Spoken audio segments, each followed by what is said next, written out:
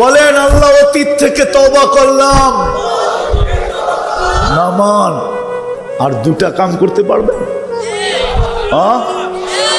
পারবা যুবক? আমি তোমাকে গ্যারান্টি দিব তোমাকে, আল্লাহ তোমাকে কিনবে জান্নাত দিয়ে।